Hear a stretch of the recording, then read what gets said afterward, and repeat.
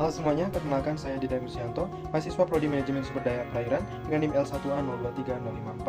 Di sini saya melaksanakan tugas mata kuliah biokimia akan membahas materi mengenai vitamin. Yang pertama ada definisi vitamin. Apa itu vitamin? Vitamin adalah zat-zat organik dalam bentuk mikronutrien yang terdapat dalam makanan yang diperlukan tubuh dalam jumlah yang sangat kecil. Zat-zat tersebut sangat dibutuhkan untuk pertumbuhan dan juga pemeliharaan tubuh. Zat-zat ini sebagian besar tidak dapat dibuat oleh tubuh, jadi harus ada dalam makanan yang kita makan. Dari mana asalnya vitamin? Awal mula penamaan vitamin berasal dari ilmuwan yang bertujuan untuk mencari tahu tentang kandungan atau zat yang terkandung dalam makanan, air, hingga lemak. Pada tahun 1912, seorang ilmuwan sekaligus peneliti bernama Casimir Fang mencoba untuk mencari tahu tentang zat atau asam amino. Dalam unsur yang diteliti, Fang kemudian memberi nama unsur tersebut vitamin.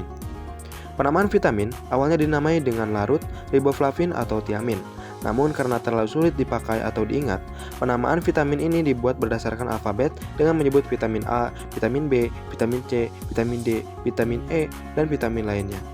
Pada slide ini terdapat macam-macam vitamin dan juga sumber vitamin tersebut. Klasifikasi vitamin. Vitamin terbagi menjadi dua, yaitu vitamin yang larut dalam lemak dan juga vitamin yang larut dalam air. Yang pertama, vitamin yang larut dalam lemak. Untuk kategori ini meliputi vitamin A, vitamin D, vitamin E, dan vitamin K. Keempat vitamin ini disimpan dalam lemak tubuh. Beberapa di antaranya seperti vitamin A dan D akan terakumulasi dalam tubuh dan jika sudah sangat menumpuk, suatu waktu dapat memasuki kategori beracun. Yang kedua ada vitamin yang larut dalam air.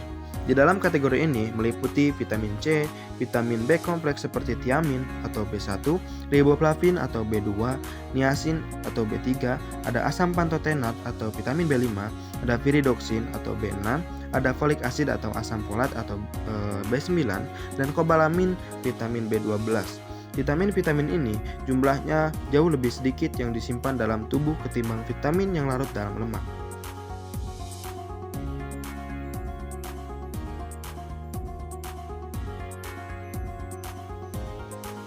Stabilitas vitamin. Penggunaan vitamin, contohnya sebagai suplemen makanan, sangat perlu dipertimbangkan stabilitasnya. Pada umumnya, vitamin larut dalam lemak lebih tidak stabil terhadap oksidasi.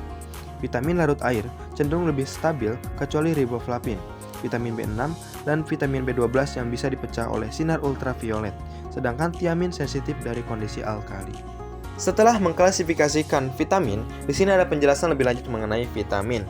Di antaranya ada vitamin larut air. Yang pertama ada tiamin atau vitamin B1 dengan rumus C12H17N4OS+ dengan struktur sebagai berikut. Tiamin terdiri atas cincin pirimidina dan cincin tiazola yang mengandung sulfur dan nitrogen yang dihubungkan oleh jembatan metilen. Peranan vitamin ini yaitu bekerja dengan fungsi enzim saat memetabolisme karbohidrat, lipid, dan asam amino rantai cabang.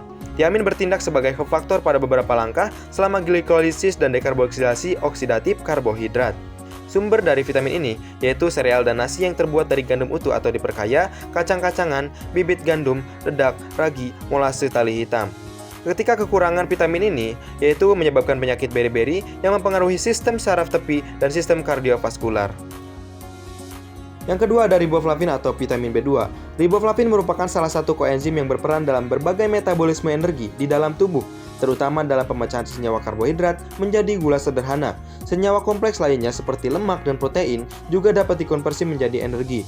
Dengan rumus C17H20N4O6 dengan struktur sebagai berikut. Vitamin ini memiliki peranan yang sangat penting dalam memetabolisme energi dan diperlukan dalam metabolisme lemak, zat keton, karbohidrat, dan protein. Berperan dalam pembentukan sel darah merah, antibodi dalam tubuh, dan dalam metabolisme pelepasan energi dan karbohidrat. Vitamin ini bersumber dari makanan hewani seperti daging, hati, ginjal, jantung, serta susu. Beberapa tanaman mengandung vitamin ini dalam kadar yang cukup tinggi, antara lain kacang almond, jamur, gandum, dan kacang kedelai. Ketika kekurangan vitamin ini, yaitu menyebabkan sakit tenggorokan dan bibir pecah-pecah. Bila terjadi parah, penderita akan mengalami anemia, gangguan saraf, pembengkakan lidah. Juga vitamin B2 ini sering dialami oleh para pecandu alkohol. Yang ketiga ada vitamin B3 atau niacin. Vitamin ini merupakan koenzim untuk banyak dehidrogenase yang berpartisipasi dalam banyak proses transfer hidrogen dengan rumus C6H5NO2 dengan struktur sebagai berikut. Niacin dapat disintesis dari asam amino esensial triptopan melalui proses 5 langkah dengan senyawa kedua dari belakang menjadi asam quinolinat. Beberapa bakteri dan tumbuhan memanfaatkan asam aspartat dalam jalur yang juga menuju asam quinolinat.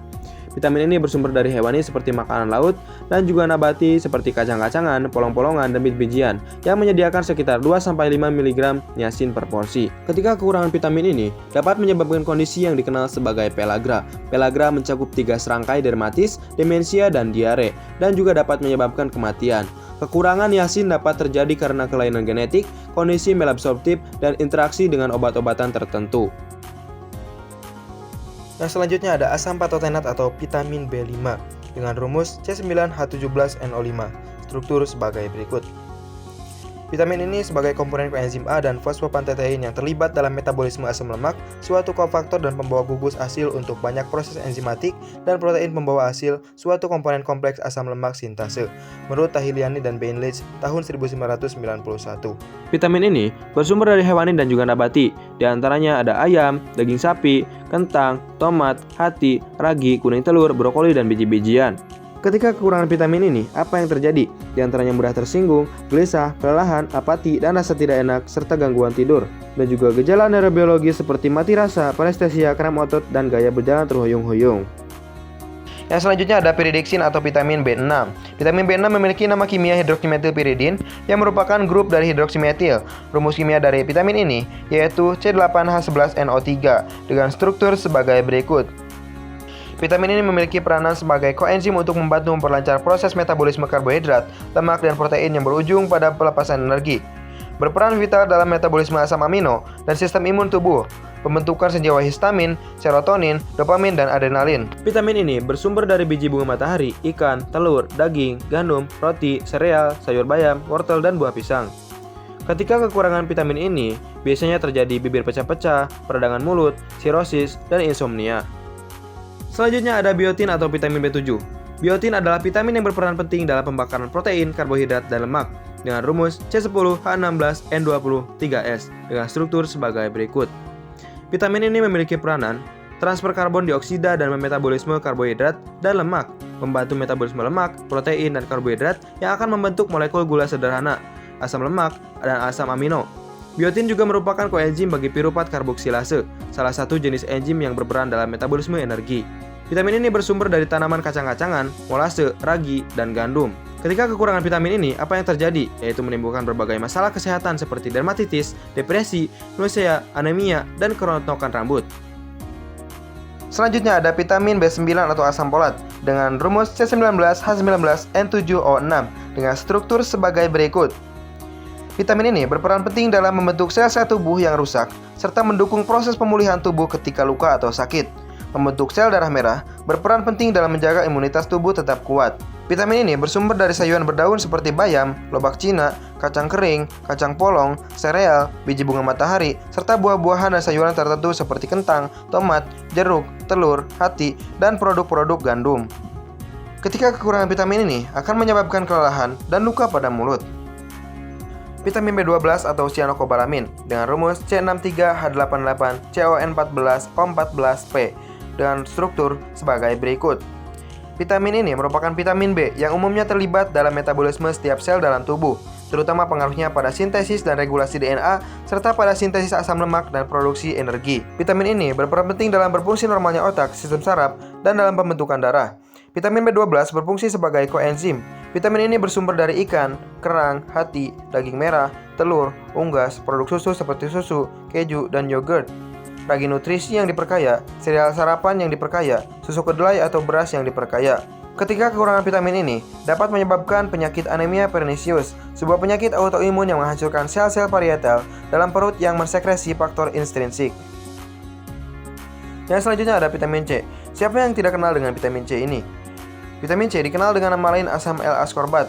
Asam ascorbat adalah asam gula lemah yang secara struktural berhubungan dengan glukosa dengan rumus C6H8O6 dengan struktur sebagai berikut. Vitamin ini berperan dalam mengendalikan infeksi dan menyembuhkan luka, serta merupakan antioksidan kuat yang dapat menetralisir radikal bebas berbahaya. Vitamin ini bersumber dari buah-buahan dan sayur-sayuran seperti jeruk, tomat, paprika merah dan hijau, buah kiwi, brokoli, stroberi, kubis, brusel, dan melon. Kekurangan vitamin C dapat menyebabkan penyakit kudis. Defisiensi vitamin ini, sintesis kolagen menjadi terganggu dan jaringan ikat melemah, menyebabkan petesiae, ekimosis, purpura, nyeri sendi, penyembuhan luka yang buruk, dan hiperkeratosis. Selanjutnya ada vitamin larut lemak. Yang pertama ada vitamin A. Vitamin ini berperan penting dalam pembentukan sistem penglihatan yang baik, membantu mengkonversi sinyal molekul dari sinar yang diterima oleh retina untuk menjadi suatu proyeksi gambar di otak. Vitamin ini bersumber dari wortel, minyak ikan, susu, keju, dan hati. Ketika kekurangan vitamin ini, apa yang terjadi? Yaitu diantaranya mata kering, rabun senja, menyebabkan semua jaringan semakin pekat terhadap infeksi, dan keratomalacia, atau pembentukan keratin yang berlebihan, kulit, dan kornea mata. Selanjutnya ada vitamin D. Terdapat dua bentuk aktif dari vitamin ini, yaitu vitamin D2 dan juga vitamin D3. Vitamin D merupakan satu-satunya jenis vitamin yang diproduksi tubuh. Vitamin ini memiliki peranan penting dalam pembentukan struktur tulang dan gigi yang baik, meningkatkan sistem kekebalan tubuh, mengatasi depresi, mencegah kanker, serta meningkatkan absorpsi kalsium di saluran pencernaan. Vitamin D3 terdapat pada salmon, tuna, makarel, kuning telur, keju, dan susu. Vitamin D2 terdapat dalam berbagai jenis jamur dan produk susu yang terfortifikasi. Ketika kekurangan vitamin D ini dapat menyebabkan mudah lelah, nyeri tulang, kelemahan otot, nyeri otot, rambut rontok, dan perubahan suasana hati, serta menyebabkan tulang menjadi rapuh. Yang selanjutnya ada vitamin E dengan rumus C29H50O2 dengan struktur sebagai berikut. Vitamin E merupakan nama umum untuk dua kelas molekul yakni tocoferol dan tocotrienol yang memiliki aktivitas vitamin E dalam nutrisi. Vitamin E memiliki peranan yang sangat penting dalam tubuh, diantaranya meningkatkan daya tahan tubuh, membantu mengatasi stres, meningkatkan kesuburan, meminimalkan resiko kanker dan penyakit jantung koroner, berperan sangat penting bagi kesehatan kulit. Vitamin ini terdapat pada bahan makanan yang berminyak atau sayuran, terdapat pada buah-buahan, susu, mentega, telur, sayur-sayuran, terutama kecambah, minyak biji gandum, minyak kedelai, minyak jagung, selada, kacang-kacangan, asparagus, pisang, stroberi, dan lainnya. Dan yang terakhir ada vitamin K dengan rumus C31H46O2. Vitamin ini terbagi menjadi dua, yaitu vitamin K1 dan vitamin K2. Vitamin ini berperan penting dalam koagulasi atau yang juga dikenal sebagai pembekuan darah, menjaga kesehatan tulang dan jantung, mencegah pendarahan parah ketika mengalami luka. Sumber vitamin K1 dapat diperoleh dari sayuran berdaun hijau dan beberapa sayuran lainnya. Vitamin K2 adalah kelompok senyawa lain yang berasal dari daging, keju, bakteri yang disintesis, dan telur. Contoh sayuran dan buah-buahannya yaitu brokoli, kubis, kol, buncis, lobak, buah prem, kiwi, blueberry, alpukat, tomat, dan anggur. Gejala utama defisiensi yaitu pendarahan yang berlebihan, mengalami pendarahan ketika memar biasa, mengalami gumpalan darah kecil di bawah kuku, berdarah di selaput lendir yang melapisi bagian dalam tubuh, atau mengeluarkan tinja dengan konsistensi seperti bola hitam gelap karena darah. Faktor-faktor yang mempengaruhi kadar vitamin yang dibutuhkan. Yang pertama ada ketersediaan. Tidak semua vitamin yang terkandung di dalam makanan dalam bentuk mudah diserap. Yang kedua, ada antivitamin. Antivitamin atau inhibitor vitamin adalah zat yang dapat menyebabkan defisiensi vitamin jika tubuh tidak mampu membedakan antara antivitamin dengan vitamin itu sendiri. Yang ketiga, ada provitamin. Provitamin adalah senyawa yang tidak termasuk vitamin, tetapi dapat diubah menjadi vitamin.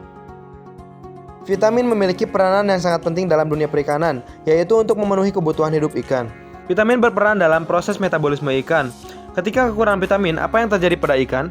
Di antaranya menurunnya nafsu makan, warna ikan abnormal, ikan terlihat gelisah, keseimbangan ikan berkurang, pertumbuhan sirip abnormal, dan ikan mudah terserang bakteri. Selain itu, ikan merupakan sumber vitamin yang baik, sehingga sangat bermanfaat dikonsumsi oleh manusia. Karenanya, selain membutuhkan vitamin untuk kebutuhan hidupnya, ikan juga sumber vitamin yang baik untuk manusia.